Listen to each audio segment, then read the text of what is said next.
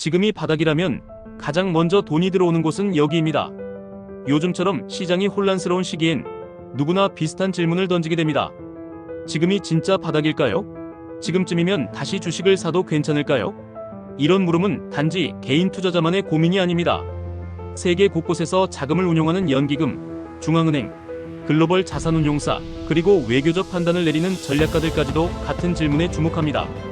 왜냐하면 바닥이라는 건 단순히 주가가 많이 빠졌다는 의미가 아니라 앞으로의 흐름이 바뀌는 시점, 다시 말해 돈이 움직이기 시작하는 순간을 의미하기 때문입니다. 그리고 그 흐름은 때때로 매우 조용하게 시작되지만 결과는 항상 거대합니다. 우리가 바닥을 판단할 때 자주 하는 실수는 숫자만을 바라보는 것입니다. 가격이 많이 빠졌으니 이제 오르겠지. 과거 이 수준에서는 반등했으니 지금도 그럴 거야. 이런 판단은 익숙하고 그럴듯해 보입니다. 하지만 자본시장은 그렇게 단순하지 않습니다. 실제로 진짜 바닥은 항상 특정한 조건 아래에서 형성됩니다. 바로 정책의 변화, 자금 유입의 전환, 그리고 심리의 회복입니다. 그 세 가지가 동시에 작용할 때 시장은 구조적으로 바뀝니다. 일시적인 반등이 아닌 진짜 상승으로 이어지는 건 바로 이 시점부터입니다. 과거를 돌아보면 그 흐름은 분명하게 반복되어 왔습니다. 2001년 닷컴 버블이 터지고 많은 기업이 무너졌습니다. 기술주들은 수년간 하락했고 시장 전체가 얼어붙었죠. 그러나 시간이 지나 미국 연준이 금리를 내리기 시작하면서 상황은 서서히 바뀌었습니다. 처음엔 변하지 않는 것 같았지만 금리가 꺾이고 나서 몇 달 후부터 기술 기업들에 다시 자금이 몰리기 시작했고 그 조용한 움직임은 곧 반등으로 이어졌습니다. 그리고 우리는 이후의 IT 산업과 나스닥 상승을 잘 알고 있습니다. 2008년 금융위기는 더 큰 충격이었습니다. 글로벌 금융 시스템이 흔들리고 리먼 브라더스가 파산하면서 사람들은 시장 전체가 붕괴할 것이라고 생각했습니다.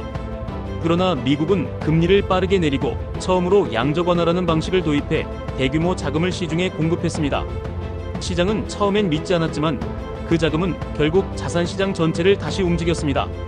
미국 주식, 유럽 시장, 신흥국 증시까지 2009년 3월 시장은 반등했고 그 반등은 단순한 반짝 상승이 아니라 10년간 이어질 초장기 상승장의 시작이었습니다. 2020년 팬데믹은 그 어떤 사건보다 예측 불가능했고 전 세계 경제가 멈췄습니다. 공포는 극에 달했고 증시는 단기간에 폭락했습니다. 하지만 놀랍게도 미국 연준은 재빠르게 금리를 제로에 가깝게 낮추고 무제한 양적 완화를 선언했습니다. 그 결정은 시장을 살렸고 S&P 500은 단 6개월 만에 팬데믹 이전 고점을 회복했습니다. 이 역시 돈이 먼저 움직인 결과였습니다. 감정이 아니라 정책과 유동성이 시장을 살려낸 것입니다. 그렇다면 지금은 어떨까요?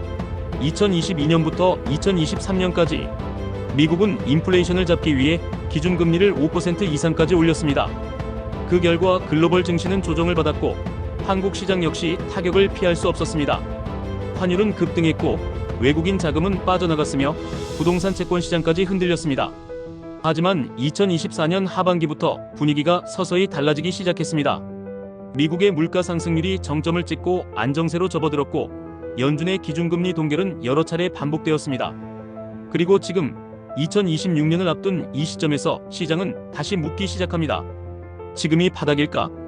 그 질문에 대해 많은 전문가들이 주목하는 핵심이 있습니다. 바로 정책 전환의 신호입니다. 연준이 더 이상 금리를 올리지 않는다고 명확히 말하는 순간 자본은 긴장을 풀고 다시 위험 자산을 바라보기 시작합니다. 그리고 이때 자주 함께 움직이는 또 하나의 중요한 요소가 있습니다. 바로 환율입니다.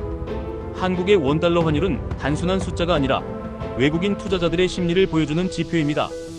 환율이 오르면 외국인들은 한국 자산을 팔고 나가며 반대로 환율이 안정되기 시작하면 그들은 돌아옵니다. 환율은 언제나 시장보다 먼저 움직이며 과거 주식 반등보다도 빠르게 전환점을 보여준 경우가 많습니다. 2009년, 2016년, 2020년 모두 마찬가지였습니다.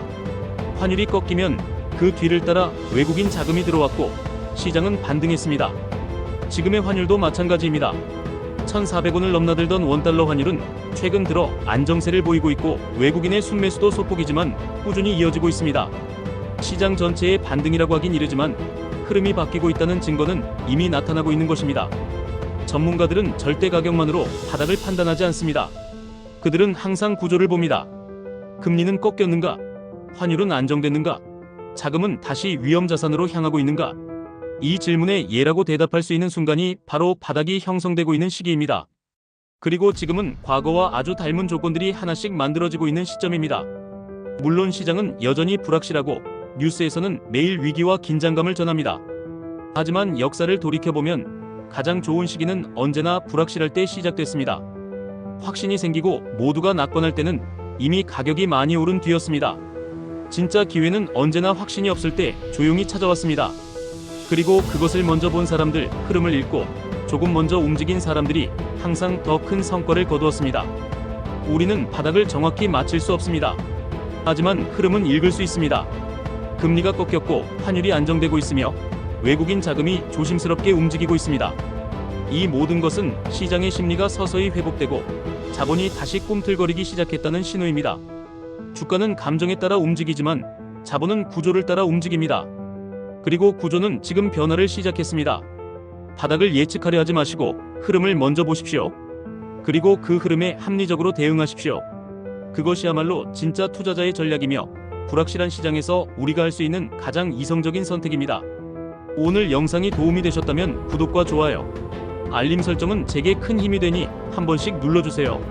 모든 분들에게 행운이 함께하기를 기대하며 자신의 의지와 긍정적인 마음을 항상 잃지 않도록 하세요. 여러분의 성공을 기원합니다.